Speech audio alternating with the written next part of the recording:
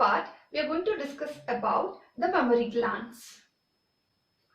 Before discussing about the mammary glands, we should recall that we had listed in the previous class about the organs which are involved in the reproduction in humans.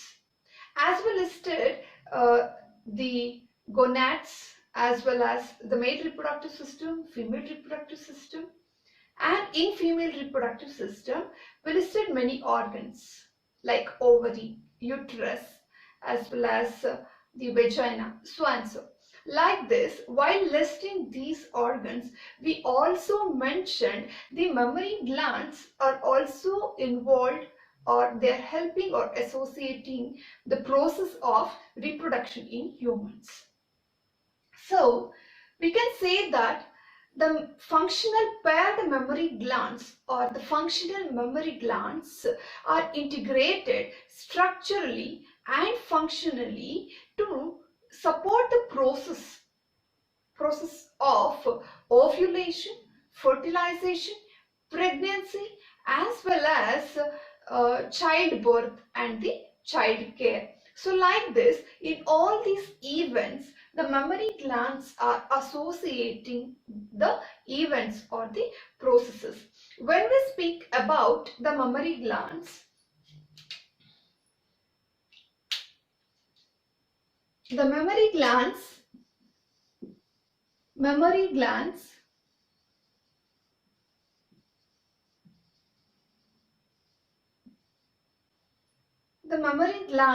are paired structures, or they are the paired organs.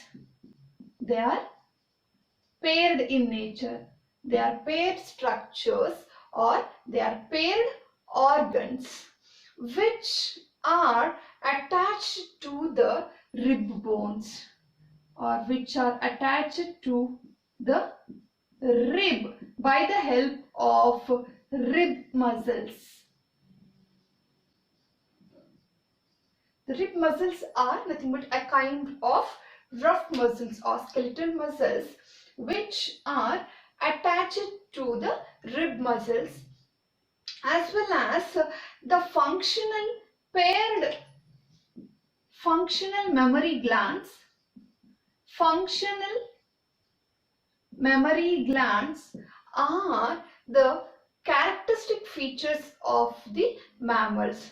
The functional mammary glands is the characteristic features of all mammals. Mammary glands is characteristic feature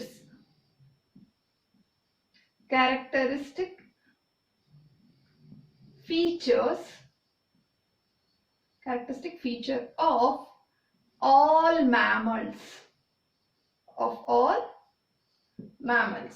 and also the mammary glands are commonly called as breast. They are commonly called as breast. Mammary glands are commonly called as breast in human females or in humans.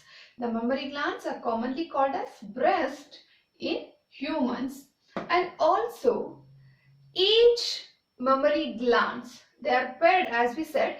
Each mammary glands consist of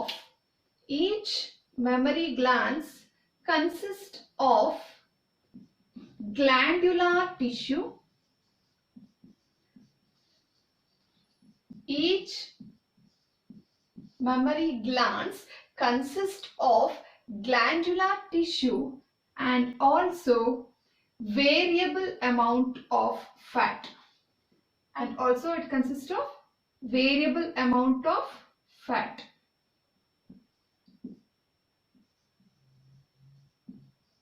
It also consists of variable amount of fat. Firstly, a mammary gland is a structural characteristic, or it is a functional characteristic of all mammals, as well as the mammary glands consist of glandular tissue as well as the variable amount of fat. Now let us take the first part and let us see what the glandular tissue consists of and how does it works or how does it functions. The glandular tissue is each breast consists of glandular tissue, and the glandular tissue of each breast or of a single breast consists of 15 to 20 lobes. 15 to 20 lobes, and that are called as mammary lobes.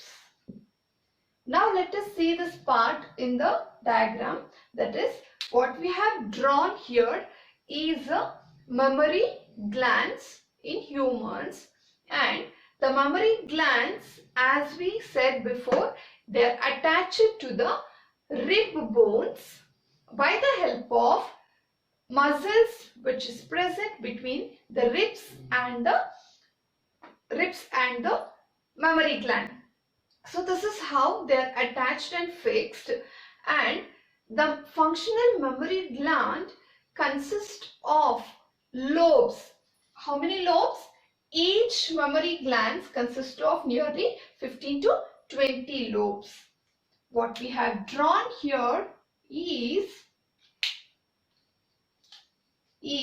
a female mammary gland, and this mammary gland is having variable amount of fat, as well as it consists of glandular tissue. Now we have taken up, or we are speaking about the glandular tissue. Each mammary gland consists of nearly 15 to 20 mammary lobes. What I am highlighting here is the mammary lobe. It's clear here what we are highlighting. These structures are called as mammary lobes. Each mammary glands consists of nearly 15 to 20 mammary lobes, and these mammary lobes consist of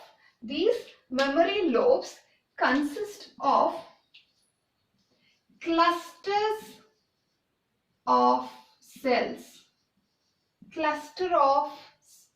Or it consists of cluster of sac-like structures which are called as alveoli, which consist of cluster of sac-like structures which are called as alveoli, Now we are observing the mammary lobes. That is what we have marked here, mammary lobes, what we highlighted before, and within the mammary lobes there are clusters of sac-like structures which are called as mammary alveoli. Within the lobes there are many mammary alveoli. They are clustered. That means they are found in huge or a large in number. Each mammary lobe consists of clusters of sac-like structures which are called as alveoli. In plural, the alveoli are called as alveolus. In plural, we are calling them as alveolus, and they are called as mammary alveolus. And all these mammary alveolus or the alveoli are having, or they are connected with the tube-like structures called as mammary tubules, which consist of mammary tubules, and all these alveoli or the alveolus are having the cells, that is these sac-like structures are the alveoli, they consist of, or they're having cells which are capable of producing or secreting the milk, What we are drawing here is we are enlarging the alveoli. The alveoli consist of cells. The alveoli are covered by, or the inner surface of the alveoli consist of cells, and these cells are capable of secreting the milk. And the milk which is secreted by the alveoli,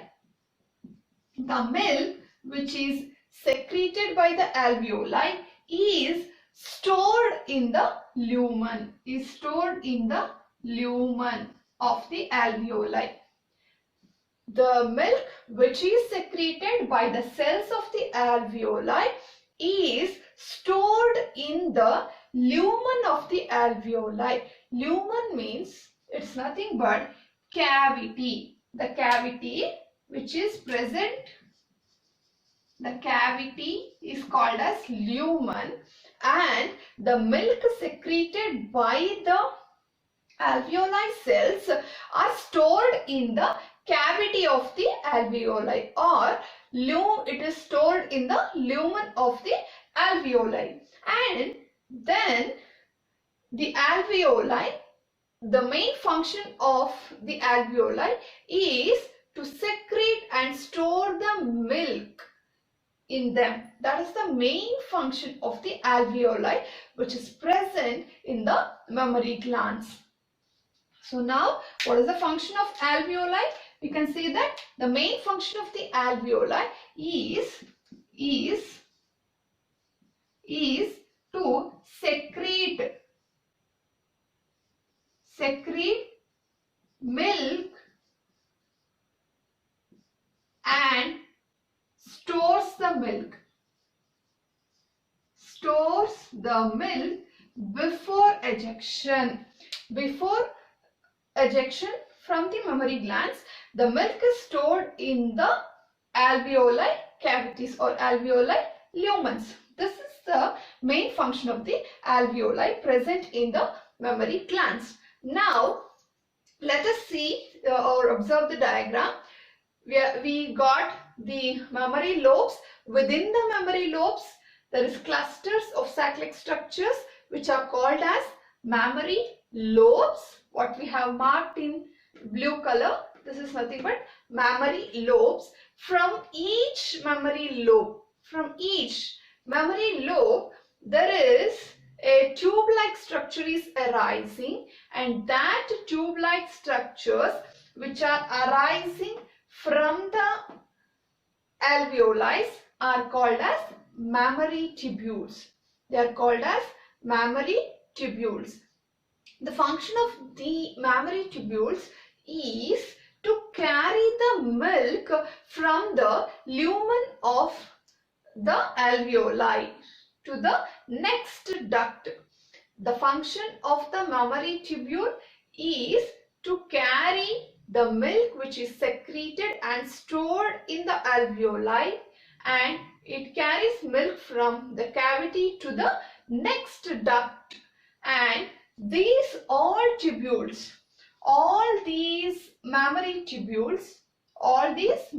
tubules are connected to the next duct, which is called as mammary duct.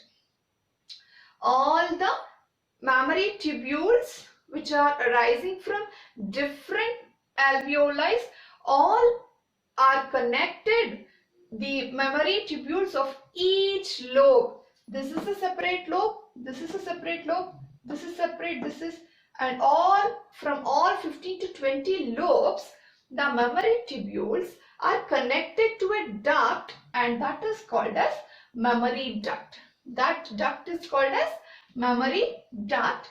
What we have marked or what we have drawn in the blue color, All the tubules are coming and they are opening and connected to the mammary duct.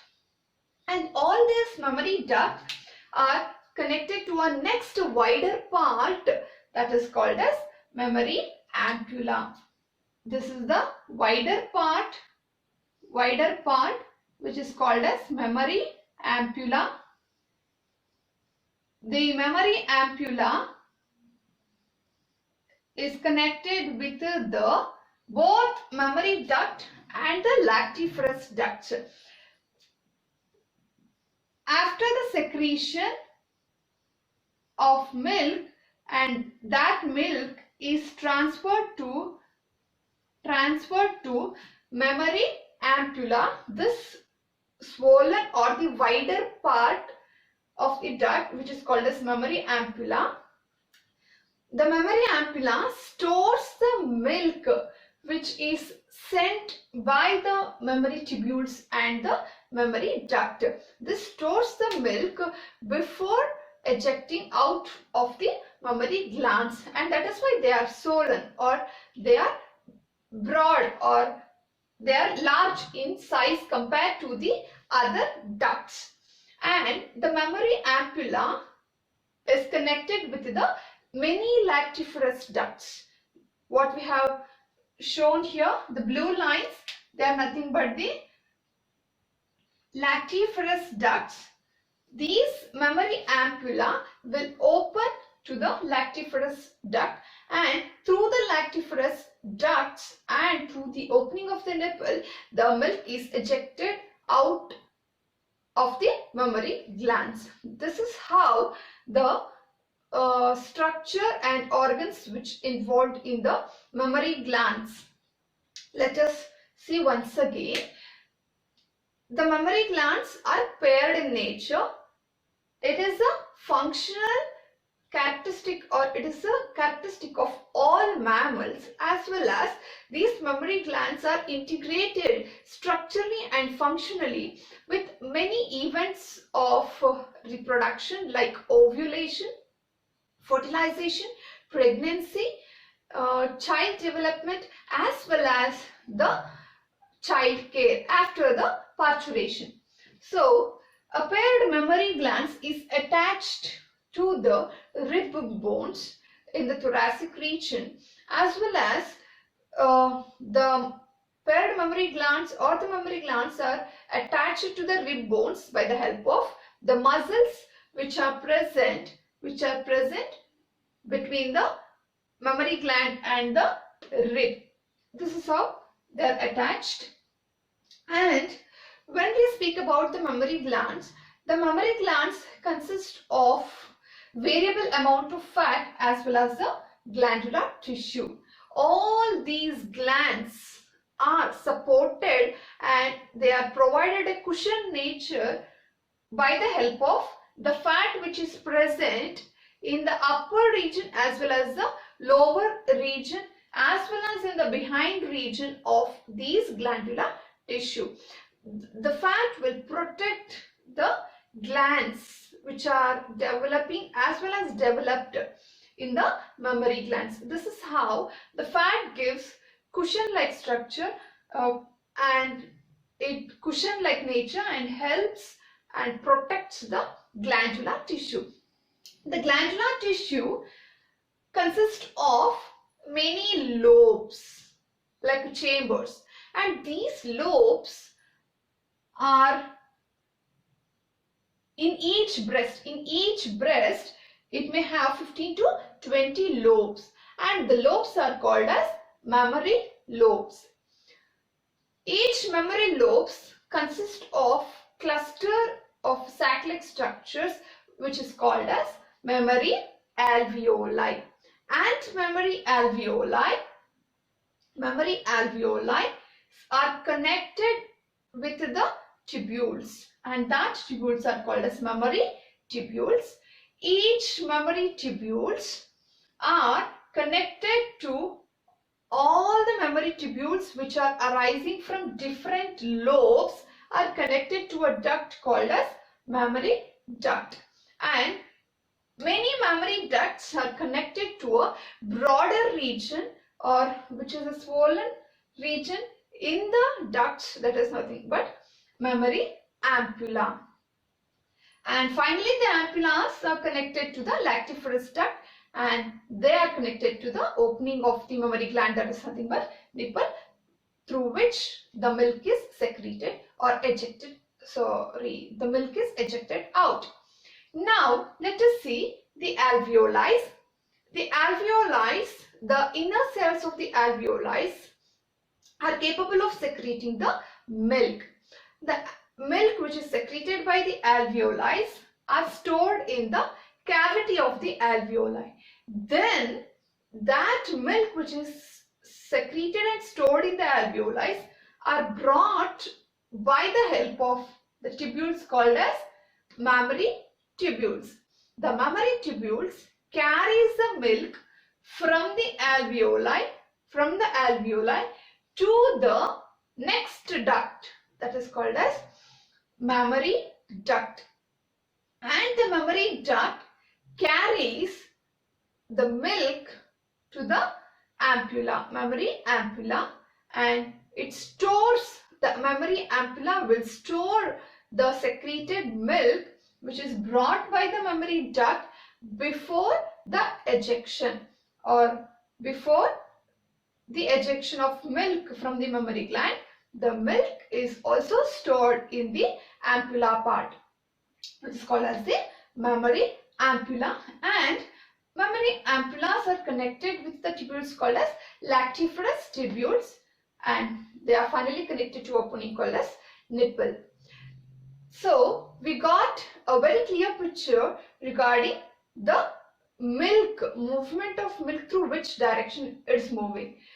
Milk is secreted from alveoli, alveoli to mammary tubules, tubules to mammary ducts, and again from ducts to mammary ampulla, ampulla to lactiferous duct, and from lactiferous duct the milk is ejected out through the nipple.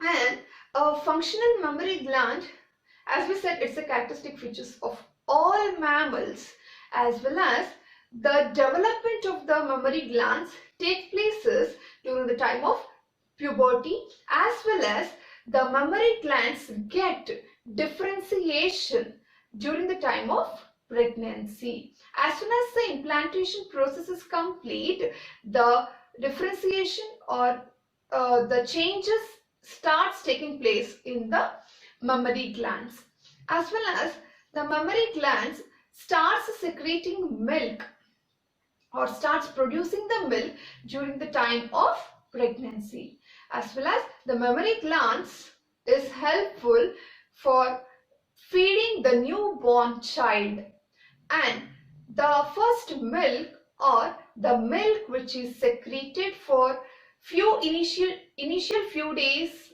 after the parturition or after the delivery is called as colostrum.